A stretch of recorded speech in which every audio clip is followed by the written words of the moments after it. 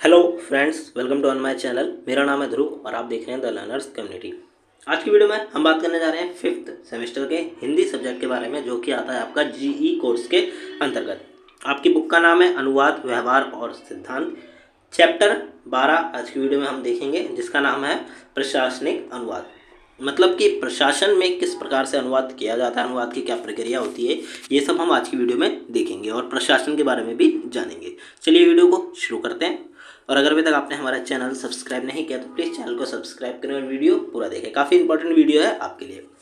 प्रशासनिक अनुवाद से रिलेटेड हो सकता है कि आपको एग्जाम्स में कोई पैराग्राफ या फिर कोई क्वेश्चन दे दिया जाए, जिसको आपको एक प्रकार से ट्रांसलेशन का करके दिखाना हो। तो देखिए, प्रशासनिक अनुवाद क्या है। प्रशासनिक अनुवाद से तात्पर्य है वह अनुवाद जिसमें एक भाषा की प्रशासन संबंधी सामग्री को दूसरी भाषा में परिवर्तित किया जाता है। प्रशासन मतलब एडमिनिस्ट्रेशन, ठीक है। तो प्रशासनिक अनुवाद में क्या होता है, किसी भी एक भाषा में प्रशासन की कोई सामग्री होगी, कंटेंट होगा, उसको दूसरी भाषा में क्या करना, परिवर्तित करना। प्रशासनिक अनुवाद का संबंध सरकारी कार्यालयों से होने के कारण इसे कार्यालय अनुवाद भी कहा जाता है, ठीक है। तो प्रशासनिक अनुवाद का संबंध किससे है, सरकारी कार्यालयों से, जो गवर्नमेंट ऑफिसेस होते हैं उनसे है रिलेटेड, तो इसको कार्यालय अनुवाद भी कहा जाता है। इस अनुवाद के अंतर्गत प्रशासन के सभी कागजात, सरकारी पत्र, परिपत्र, सूचनाएं, अधिसूचनाएं, नियम, अधिनियम, प्रेस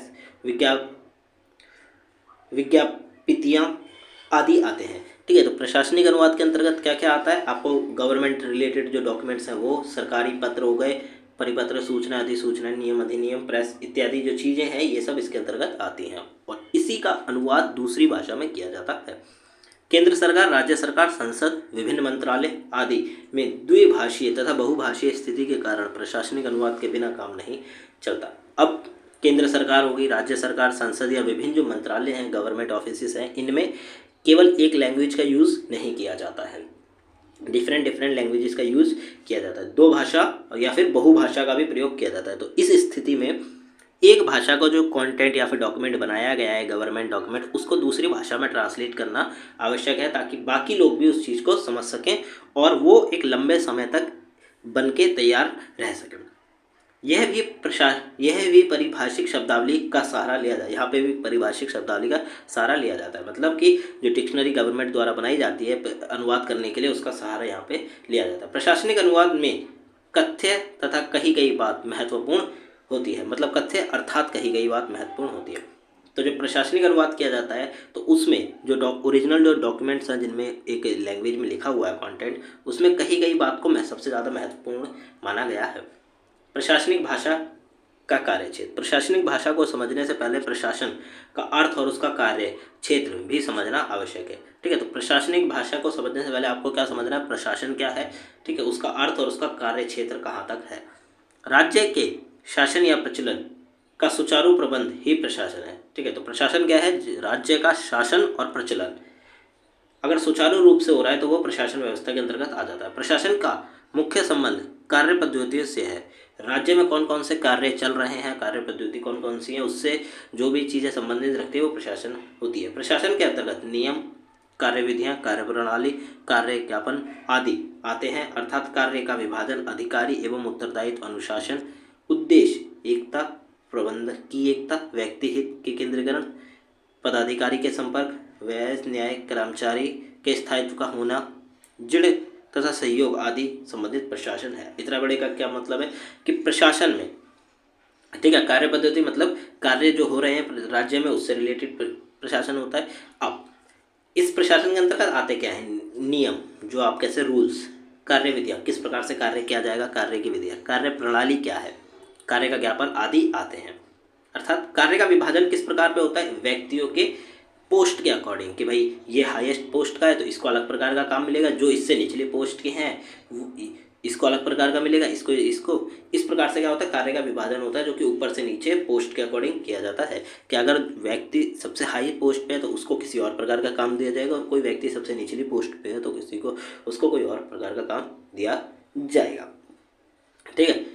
प्रशासन से तात्पर्य अनुशासन, नियमन, जल कल्याण से संबंधित कार्य की योजना का क्रियान्वयन और मूल्यांकन से है, ठीक है। तो प्रशासन का तात्पर्य किससे है? अनुशासन, राज्य में अनुशासन बनाए के रखना, नियमन, नियमों का पालन हो, जन कल्याण मतलब जनता का कल्याण के लिए कार्य किया जाए, तथा संबंधित कार्यों की योजना और उनको पूरा करने का मूल्यांकन किया जाता है प्रशासन के अंतर्गत। प्रशासन का कार्य क्षेत्र आधुनिक संदर्भों में इतना विस्तृत हो गया है कि उसे किसी सीमित दायरे में बांधना एक मुश्किल है। वर्तमान समय में जो आधुनिक समय चल रहा है, इसमें प्रशासन का कार्य क्षेत्र काफ़ी विस्तृत हो गया है, काफ़ी बढ़ गया है, तो उसको एक सीमित या फिर एक लिमिटेड एरिया में बांध के रखना एक मुश्किल काम है।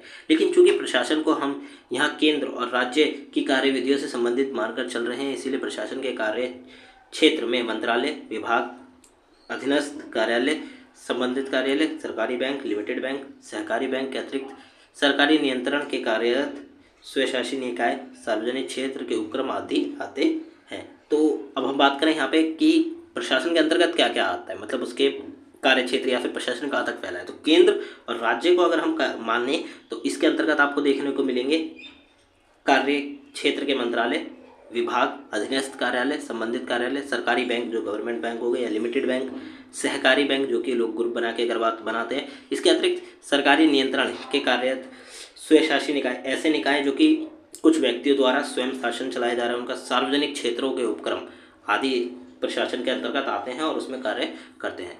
भारत सरकार द्वारा संघ के शासकीय प्रयोजना के लिए बनाए गए राज्य भाषा अधिनियम 1976 में केंद्र सरकार के अंतर्गत मुख्य रूप से निम्नलिखित संस्थानों को शामिल किया गया है। तो केंद्र सरकार के अंतर्गत 1976 में एक राज्य भाषा अधिनियम लाया गया था, जिसके अंतर्गत इन संस्थानों को क्या करा गया है, केंद्र सरकार के अंतर्गत शामिल किया गया है। केंद्र सरकार का कोई कार्यालय, विभाग या मंत्रालय केंद्र सरकार के अंतर्गत आता था। केंद्र सरकार द्वारा नियुक्त आयोग, केंद्र सरकार के द्वारा कोई एक आयोग को नियुक्त किया गया, बनाया गया। समितियां या प्राधिकरण का कोई भी कार्यालय उसके अंतर्गत आ सकता है। केंद्र सरकार के स्वामित्व में या इसके नियंत्रण के अधीन किसी निगम या कंपनी के कार्यालय केंद्र सरकार के कार्यालय में शामिल होते हैं। ठीक है, केंद्र सरकार के द्वारा स्वामित्व मतलब केंद्र सरकार के अंतर्गत आता है, केंद्र सरकार उस कार्यालय पे काम करता है, उसको चलाता है, ठीक है, उसके नियंत्रण करता है और उसके अधीन है, तो वो भी कार्यालय किसके अंतर्गत आएगा, केंद्र सरकार के अंतर्गत आएगा।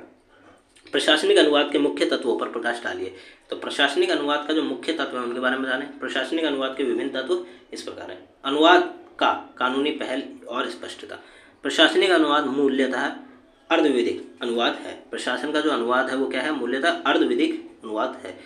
इससे अभिप्राय यह है कि जितनी सावधानी विधिक अनुवाद में बरती जाती है उतनी प्रशासनिक अनुवाद में भी बरती जाती है। मतलब जितनी सावधानी आप विधिक मतलब जो रूल्स बने हुए हैं उनका ट्रांसलेशन के प्रोसेस में करते हैं, ठीक है, जो आप कह सकते हैं विधिक मतलब रूल्स एंड रेगुलेशंस जो बने हैं, ठीक है, उनको ट्रांसलेशन में करते हैं, उतनी ही आपको प्रशासन में जो काम हुआ है उसके अनुवाद करते समय बरतनी चाहिए। हर प्रशासनिक अनुवाद का कोई ना कोई कानूनी पहलू होता है। जितने भी प्रशासनिक अनुवाद हैं उनका कोई ना कोई कानूनी पहलू मतलब कानून से रिलेटेड वो होंगे ही होंगे। चूँकि प्रशासनिक अनुवाद पूरी तरह कानूनी अनुवाद नहीं होते, इसे पूरी तरह से नहीं होते, परंतु कहीं ना कहीं वो कानून से जुड़े होते हैं। ऐसा नहीं है कि वो पूरी तरह से कानून से अलग है, क्योंकि वो गवर्नमेंट है, मतलब कानून गवर्नमेंट से जुड़ा होता है। इसीलिए इसमें भाषा की प्रकृति और सहज अभिव्यक्ति का महत्व दिया जाता है। प्रशासनिक अनुवाद में क्या जाता है, भाषा की अभिव्यक्ति और प्रकृति, भाषा की प्रकृति और सहज अभिव्यक्ति, मतलब जितनी सिंपल हो सके उतनी सिंपल रखने की कोशिश की जाती है, ताकि जो नॉर्मल पीपल हैं वो भी, और अगर भविष्य में कोई व्यक्ति उसको पढ़ता है तो वो भी ईजिली उसको समझ पाए। प्रशासनिक अनुवाद स्पष्ट होना चाहिए, यह अनुवाद की एक पहली विशेषता है। प्रशासनिक अनुवाद क्या होना चाहिए, स्पष्ट होना चाहिए, एकदम क्लियर होना चाहिए, उसमें कोई ऐसा ना हो कि कोई शब्द या फिर कोई भी चीज़ समझ में ना आ रही हो, ठीक है, सब कुछ क्लियर होना चाहिए और समझ में आना चाहिए। मूल्य लक्ष्य भाषा में आवश्यक।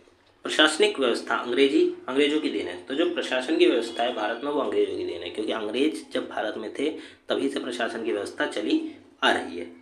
इसमें आज भी अंग्रेजी वाक्य रचना व अंग्रेजी पद की भरमार है। तो वर्तमान में आप क्या देख सकते हैं, जो प्रशासन में काम किया जा रहा है उसमें आपको अंग्रेजी भाषा, अंग्रेजी वाक्य और अंग्रेजी पदबंध देखने को मिल जाते हैं। यह कतई आवश्यक नहीं है कि प्रशासनिक अनुवाद अक्षरांश अंग्रेजी शैली में ही किया जाए। तो ये भी कोई कंपलसरी चीज़ नहीं है कि जो प्रशासनिक अनुवाद है वो आप कह सकते हैं कि इंग्लिश में हो या फिर इंग्लिश में ही किया जाए। ऐसा तो नहीं है कि हमारे पास भाई पंजाबी लैंग्वेज में है हमने उसे इंग्लिश में ही ट्रांसलेट किया, ऐसा कोई आवश्यक चीज़ नहीं है। किंतु मूल में कहा जाए तो लक्ष्य भाषा में अवश्य आ जाना चाहिए, इतना ही काफ़ी होगा, ठीक है। तो जो लक्ष्य भाषा है उसमें कंप्लीट आपको करना है, ठीक है। कोई भी चेंजेस नहीं होने चाहिए, बस इतना ही काफ़ी है। प्रशासनिक अनुवाद में भाषा आकर्षक होनी आवश्यक नहीं है, किंतु सहजता और बोधगम्यता आवश्यक है। भाषा आकर्षक हो, ऐसा ना हो कि लोगों को पढ़ने में मजा आए, इस प्रकार से कोई फर्क नहीं पड़ता। सिंपल रखो एकदम लैंग्वेज, ठीक है, सहज रखो और बोधगम्यता रखो कि लोग उसको ईजिली समझ पाए। प्रशासनिक शब्दावली के हल के लिए अनेक प्रशासनिक अनुवाद में प्रशासनिक शब्दावली का प्रयोग किया जाता है, ठीक है। तो जैसे कि मैंने आपको शुरुआत में भी बताया, जब प्रशासनिक अनुवाद किया जाता है एडमिनिस्ट्रेशन में, जब ट्रांसलेशन का प्रोसेस होता है, तो इसके लिए प्रशासनिक शब्दावली बनाई गई है, उनका प्रयोग किया जाता है। इस समस्या को हल करने के लिए वैज्ञानिक तकनीकी शब्दावली आयोग केंद्र हिंदी निर्देशालय तकनीकी शब्दावली आयोग केंद्रीय हिंदी निर्देशालय शिक्षा और समाज कल्याण मंत्रालय ने समेकित प्रशासक शब्दावली अंग्रेजी हिंदी प्रकाशित की है। तो अब क्या करा, अब शब्दावली की आवश्यकता तो पड़ेगी जब हम प्रशासनिक अनुवाद करेंगे, तो उसके लिए इस समस्या जो समस्या है इसको हल करने के लिए वैज्ञानिक तकनीकी शब्दावली आयोग केंद्रीय हिंदी निर्देशालय शिक्षा और समाज कल्याण मंत्रालय ने क्या करा है, समेकित प्रशासनिक शब्दावली जो कि इंग्लिश से हिंदी में है उसको प्रकाशित किया है। इसमें प्राय प्रशासन से जुड़े समस्त शब्दों को समाहित किया गया। प्रशासन से जुड़े सभी शब्द हैं उसको इसमें समाहित किया गया है, किसमें, अंग्रेजी हिंदी प्रकार जो प्रशासनिक शब्दावली है इसमें। केंद्रीय सचिवालय हिंदी परिषद द्वारा ही हरिवंश राय बंसल ने प्रशासनिक साहित्य पर अनेक पुस्तकें प्रकाशित की। केंद्रीय सचिवालय हिंदी परिषद के द्वारा जो हरिवंश राय बंसल है, उन्होंने प्रशासनिक साहित्य के लिए कितने अनेक प्रकार की पुस्तकों को प्रकाशित किया है। इसके बाद अनेक भाषा विज्ञानी लेखकों की प्रशासनिक कार्य से संबंधित साहित्य पर पुस्तक भी प्रकाशित हो चुकी है। तो ऐसा नहीं है कि एक से दो ही पुस्तक मार्केट में अवेलेबल है प्रशासनिक अनुवाद के लिए, और भी कई सारी पुस्तकें अवेलेबल हैं जिनका प्रयोग किया जा रहा है। बैंक में प्रशासनिक कार्य हिंदी में करने के लिए राज्य भाषा विभाग केंद्रीय हिंदी निर्देशालय सहित अनेक विभागों ने टिप्पण और प्रारूप लेखन नामक पुस्तकें प्रकाशित की हैं। तो जो बैंकों में जो काम होता है, प्रशासनिक जो बैंक में काम होता है, उसको हिंदी में क्या करने के लिए, ट्रांसलेट करने के लिए राजभाषा विभाग केंद्रीय हिंदी निर्देशालय सहित और भी जो विभाग हैं उन लोगों ने टिप्पण और प्रारूप लेखन के लिए क्या करा है, कुछ बुक्स को प्रकाशित किया है, पब्लिश किया है। इस प्रकार विभिन्न संस्थानों, केंद्रीय सरकार और के कार्यालयों आदि ने अपने विभागों की आवश्यकताओं के अनुरूप शब्दावली व मसौदा लिखने के लिए प्रचुर साहित्य प्रकाशित किए हैं। तो आप कह सकते हैं कि केंद्र सरकार, कार्यालय आदि ने अपने अपने विभाग, मतलब हर विभाग में अलग प्रकार के शब्दों का ज़्यादातर प्रयोग होता है, विभाग के हिसाब से शब्द बटे हुए हैं। तो हर विभाग ने एक प्रकार से अपनी शब्दावली का निर्माण कर रखा है, जिसमें उस सेक्टर से रिलेटेड या उस विभाग से रिलेटेड जो भी शब्द हैं वो सब उसमें होते हैं। नेक्स्ट आता है लिप्यंतरण का महत्व। प्रशासनिक अनुवाद को सरल बनाने के लिए लिप्यंतरण, दूसरी लिपि में बदलना। लिप्यंतरण का मतलब क्या होता है, दूसरी लिपि में बदलना। एक कोई कंटेंट एक लिपि में उसको दूसरी लिपि में चेंज करने का काम को महत्व दिया जाता है। कहीं कहीं अंग्रेजी शब्दों को लिप्यंतरण रखा जाता है, इसके लिए प्रत्यय और उपसर्ग लगाए दिए जाते हैं, जैसे रजिस्टर, उप रजिस्टर, सहायक रजिस्टर। ऐसे शब्द प्रशासनिक अनुवाद में खूब यूज़ किए जाते हैं। अब देखिए कि कुछ शब्द हो गए जिनके उपसर्ग और प्रत्यय उनमें जोड़ दिया जाता है, जिससे कि वो एक सेपरेट चीज़ बन जाती है। जैसे कि रजिस्टर एक शब्द है, इसमें उप लगा दिया तो ये एक उप रजिस्टर बन गया, इसमें सहायक लगा दिया तो ये सहायक रजिस्टर बन गया। तो इसमें उपसर्ग और प्रत्यय का यूज़ करके एक नया शब्द बनाया जाता है, जो कि प्रशासनिक शब्दावली में ऐड भी किया जाता है, उसका प्रयोग भी किया जाता है। ऐसे शब्द प्रशासनिक अनुवाद में खूब देखे जा सकते हैं। ऐसा इसलिए क्यों किया गया, ताकि विश्वविद्यालय के रजिस्टर जो कि कुल सचिव होते हैं, जैसे विश्वविद्यालय के रजिस्टर हैं, उपकुल सचिव व प्रशासनिक व्यवस्था के रजिस्टर में अंतर किया जा सके। सिंपल सी बात है कि रजिस्टर्स में अंतर किया जा सके, मतलब जो डॉक्यूमेंट तैयार किए गए हैं या फिर जिसमें डाटा रखा जाता है, ठीक है, लेखा जोखा रखा जाता है, उनमें अंतर किया जा सके, इसीलिए इस लिप्यंतरण को प्रयोग में लाया गया है। और भाषा सरल और बोधगम्य भी बनी रहे। जो भाषा है वो भी सरल है। सहायक रजिस्टर से क्या पता चलता है, ऐसा रजिस्टर जिसमें सहायक जो लोग हैं उनके बारे में डिटेल लिखी जाती है, सहायता से रिलेटेड। इस प्रकार के बहुत से शब्दों को देखा जा सकता है, जैसे स्टैम्प, रबड़ की मोहर पर, स्टैम्प पेपर जैसे अभिव्यक्ति के लिए स्टैम्प को ही अपनाकर उसे व्याकरणीकरण नियम से संशोधित कर इसमें नए शब्द इससे शब्द बनाए गए हैं। ठीक है, स्टैम्प पेपर, स्टैम्प से क्या बन गया, स्टैम्प पेपर बन गया, रबड़ की मोहर बन गया। ठीक है, इस प्रकार से क्या होता है, शब्द बनाए जाते हैं और जिनको प्रशासनिक व्यवस्था में भी यूज़ किया जाता है। विधिक प्रभाव, प्रशासनिक अनुवाद में विधिक का भी समावेश है। अंत कहीं विधिक प्रकृति के जटिल शब्दों का प्रयोग भी प्रशासनिक में किया जाता है। विधिक के जो जटिल शब्द हैं उनका भी प्रयोग किस में किया जाता है, प्रशासनिक व्यवस्था में किया जाता है। अंततः प्रशासनिक अनुवाद में ऐसे शब्दों का प्रयोग लिप्यंतरण दूसरी लिपि में बदलने के तौर पर किया जाता है। प्रशासनिक अनुवाद में टिप्पण, प्रारूपण, लेखन संबंधी अनुवाद का बहुमूल्य है। तो विधिक से क्या है कि ऐसे शब्द जो कि बहुत ज़्यादा कठिन होते हैं या जिनकी मीनिंग कठिन होती है उनका भी प्रयोग किया जाता है किसमें, प्रशासनिक अनुवाद के अंतर्गत। कोड, मैनुअल और प्रक्रिया साहित्य, कोड, मैनुअल और प्रक्रिया साहित्य का अनुवाद भी प्रशासनिक अनुवाद की आवश्यकता है। तो ये जो चीज़ें हैं इनका भी अनुवाद किया जाता है किसमें, प्रशासनिक अनुवाद के अंतर्गत। यद्यपि सरकारी कार्यालयों के प्रक्रियात्मक साहित्य का अनुवाद केंद्रीय ब्यूरो भारत सरकार की ओर से किया जाता है। तो इसमें क्या है कि जो सरकारी कार्यालय हैं का जो प्रक्रियात्मक जो उनकी प्रक्रिया है उसके जो साहित्य प्रक्रिया से रिलेटेड जो साहित्यों का निर्माण किया गया है उनका अनुवाद कौन करता है, केंद्रीय ब्यूरो भारत सरकार की ओर से किया जाता है। परंतु अन्य कार्यालयों का अनुवाद उन्हें स्वयं करना पड़ता है। गवर्नमेंट के हाथ में जो मेन केंद्रीय सरकार है या आप कह सकते हैं, ठीक है, तो उसके हाथ में केवल कुछ ही मेन ऑफिस इसका काम है, बाकी हर ऑफिस अपना अनुवाद का काम खुद करेगा। अंततः प्रशासनिक क्षेत्रों में अनुवाद निरंतर होने का एक कार्य है। तो अनुवाद क्या है, प्रशासनिक क्षेत्रों में निरंतर होता रहता है। समस्याओं की बात करें तो स्वतंत्रता मिलने के बाद अंग्रेजी का स्थान हिंदी लेने लगी, क्योंकि संविधान सभा में हिंदी को राज्य भाषा का दर्जा दिया गया था। तो अंग्रेजों के जाने के बाद क्या हुआ, यहाँ पे जो हिंदी भाषा थी उसने अंग्रेजी का स्थान लेने लगी एक प्रकार से, क्योंकि अब आपको पता ही है शुरुआत से ही भारत में हिंदी बहुत ज़्यादा बोली जाती थी, वो हमारी एक मातृभाषा है।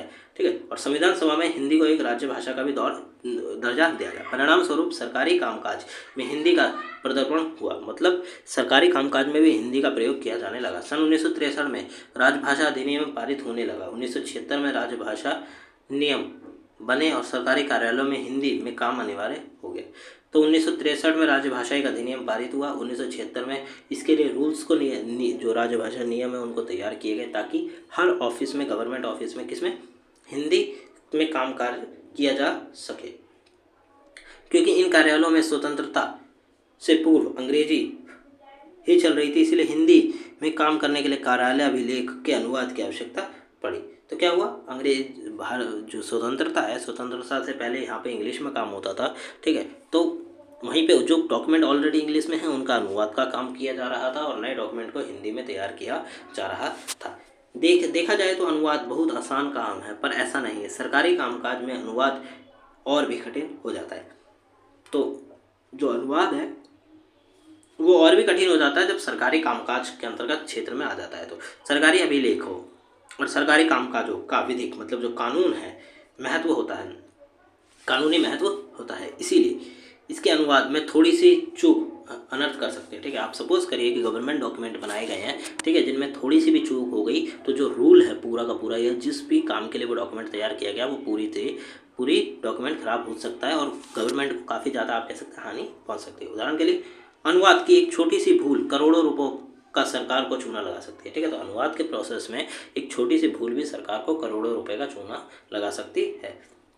असल में हर अनुवाद का काम का अपना स्वरूप होता है। जितने भी अनुवाद हैं उनका अपना स्वरूप होता है, ऐसा नहीं है सबका अलग अलग होगा, उनका पर्सनली अपना एक स्वरूप होता है। ठीक है, जिसका वो प्रयोग करते हैं और उस स्वरूप को देख के आप बता सकते हैं कि अनुवाद किस प्रकार का है।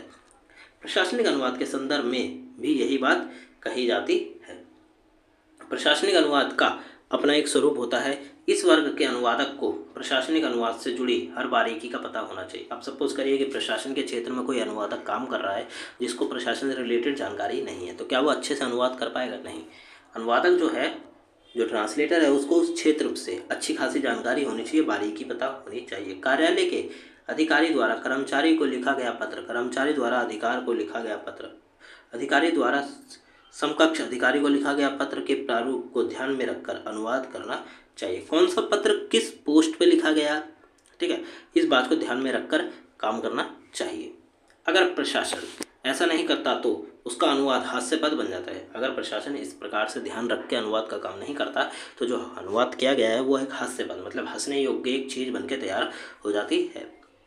कार्यालय अनुवाद में प्राय निम्न समस्याएं आती है। जो कार्यालय का अनुवाद है उसमें ये वाली समस्याएं आपको देखने को मिल सकती हैं। पारिभाषिक शब्दावली, प्रशासनिक कामकाज विशेष शब्दों, विविध शब्दों तथा पदबंधों पर आधारित है। तो जो प्रशासन का कामकाज है वो उसमें अलग अलग आपको शब्द देखने को मिल जाते हैं, विशेष शब्दों और पदबंध शब्दों को लिया जाता है। अंत इस कामकाज में शब्दावली का उपयोग होना ही चाहिए। तो मैंने जैसे कि आपको ऊपर भी बताया कि शब्दावली का प्रयोग किया जाता है, ठीक है, प्रशासनिक कामकाज के अंतर्गत, परंतु कई ऐसे शब्द जो कि शब्दावली के अंतर्गत भी नहीं होते हैं। तो उस समय क्या समस्या उत्पन्न हो सकती है।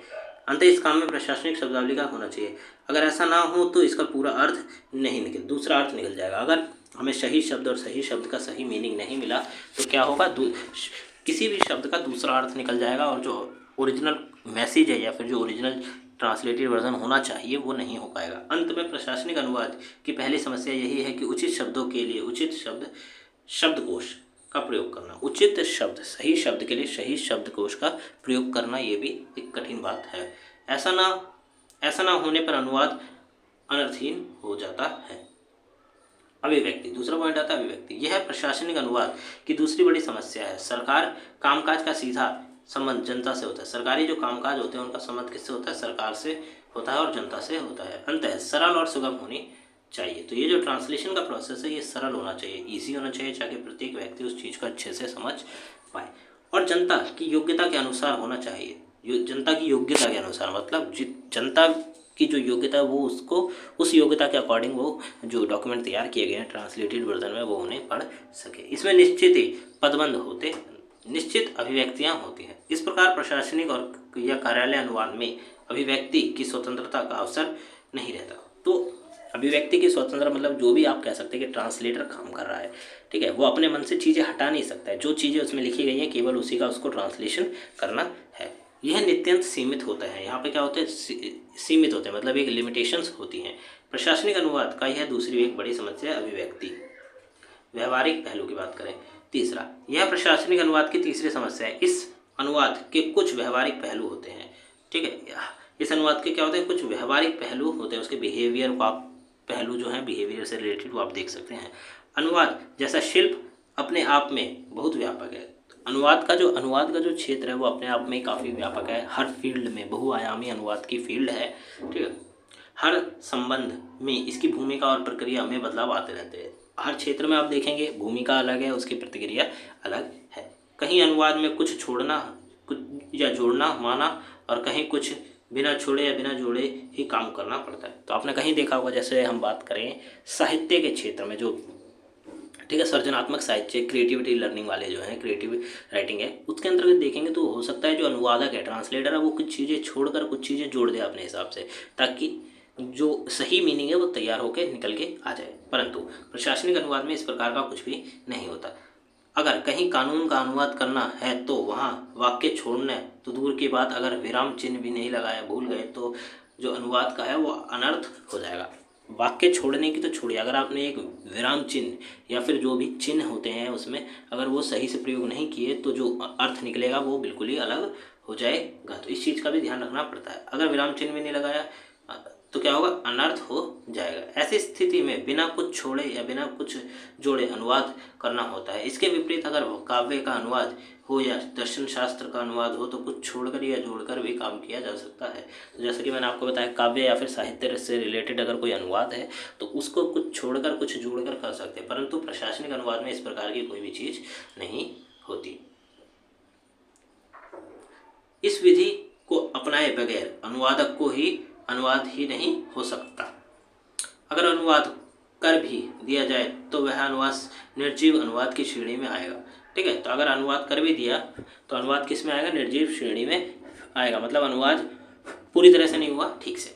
निर्जीव अनुवाद के बारे में फिट्जरलैंड का कहना है कि निर्जीव गिद्ध की अपेक्षा जीवित गोरैया को चाहूँगा। तो फिट्जरलैंड कहते हैं कि मैं निर्जीव गिद्ध जो मरा हुआ गिद्ध है उसके बदले में किसको चाहूँगा, जीवित गोरैया को चाहूँगा। अंत है एवं प्रशासनिक अनुवाद में भी इस निर्जीवता को दूर करने के लिए, उसे मूल निकट लाने के लिए हमें कार्यालय पद्धति के अनुवाद के विषय में शुरुआती जानकारी अवश्य होनी चाहिए। तो जो कार्यालय की पद्धति है, ठीक है, कार्यालय की जो पद्धति है उसके बारे में अनुवाद से रिलेटेड जो हमें बेसिक डिटेल्स हैं वो तो होनी चाहिए। आप कह सकते हैं कि अच्छी खासी जानकारी और भी होनी चाहिए। शिल्प का परिष्कार तो निरंतर अभ्यास से ही आता है। तो आप कह सकते हैं कि अनुवाद करते करते ही आपको अनुवाद की जो अच्छी प्रैक्टिस है वो आएगी। ऐसा नहीं है कि आप डायरेक्टली अनुवाद करने बैठेंगे और आपको सब कुछ आ जाएगा। अब अनुवाद व्यवहार की बात करें, मैं आपको उदाहरण के तौर पर दिखाता हूँ। इस प्रकार का हो सकता है आपको, मैं ये नहीं कहता कि यही आएगा, इस प्रकार से आपको 3 से 4 लाइन का कुछ दे दिया जाएगा जिसका अनुवाद आपको करना होगा। English part, please find include herewith a complimentary copy of a following reprint as per your letter number. तो इसका अनुवाद क्या होगा? आपके द्वारा अपेक्षित निम्नलिखित प्रकाशन के पुनर्संस्करण की उपहार प्रति संकलन कर प्रेक्षित करें। तो ये जो है ये उसका इंग्लिश वर्जन है। इसी प्रकार से आपको एक हिंदी वर्जन उसका तैयार करके दे रहा है। अब यहाँ पे हिंदी वर्जन दे रखा है, इसका इंग्लिश वर्जन क्या होगा? निर्धारित पदोन्नति की अपनी तिथि को डैश से बदलकर डैश करने के बारे में भेजा गया उनके प्रार्थना पत्र दिनांक डैश के संदर्भ में सूचित किया जाता है कि उनके अभ्यवेदन से उठाए गए मुद्दों पर सावधानीपूर्वक विचार किया गया है। तो ये है इसका हिंदी वर्जन। इसको देखेंगे। With reference to the application date dated dash for changing the date of assessment promotion from dash to dash is hereby informed that the point raised in his representation has carefully considered। तो ये क्या हो गया? ये हिंदी से English हो गया, English से हिंदी हो गया। अब बात करें और के एग्जांपल्स की, तो अलॉटमेंट जो वर्ड है इसका मतलब होता है आवंटन।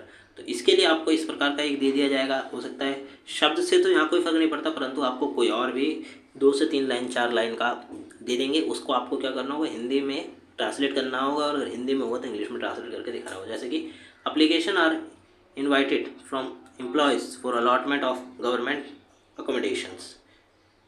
सरकारी आवासों के आवंटन के लिए कर्मचारियों के आवेदन पत्र आमंत्रित किए जाते हैं। वहीं सेकंड वर्ड आता है अलायंस, मतलब मैत्री और गठबंधन, जिसका मतलब होता है तो China is now alliance with Pakistan. आजकल चीन का पाकिस्तान के साथ क्या है? मैत्री है। तो इस प्रकार से आपको वहाँ पर ट्रांसलेशन करके दिखाना होगा अगर आपके एग्जाम्स में ट्रांसलेशन का क्वेश्चन आता है तो ये था आपका प्रशासनिक अनुवाद के बारे में जो भी 12वें चैप्टर में हमने जो भी पॉइंट्स कवर करे। प्रशासनिक अनुवाद से रिलेटेड जो आप कह सकते पॉइंट्स थे वो हमने इस वीडियो में कवर करे। आपको वीडियो कैसी लगी आप हमें जरूर बताएं। वीडियो अच्छी लगी तो प्लीज़ वीडियो को लाइक करें, चैनल को सब्सक्राइब करें। डिस्क्रिप्शन बॉक्स में हमारी वेबसाइट का लिंक दिया गया है, वहाँ पे हम नोट्स अपलोडेड कर रहे हैं एक एक करके, तो आप वहाँ जाके स्टडी कर सकते हैं नोट्स की। और टेलीग्राम का और इंस्टाग्राम का भी लिंक दिया गया है, वहाँ जाके आप हमें फॉलो कर सकते हैं। आपका कोई डाउट है तो वहाँ आप हमसे पूछ सकते हैं। मिलते हैं अगली वीडियो में। Thanks for visiting on my channel guys.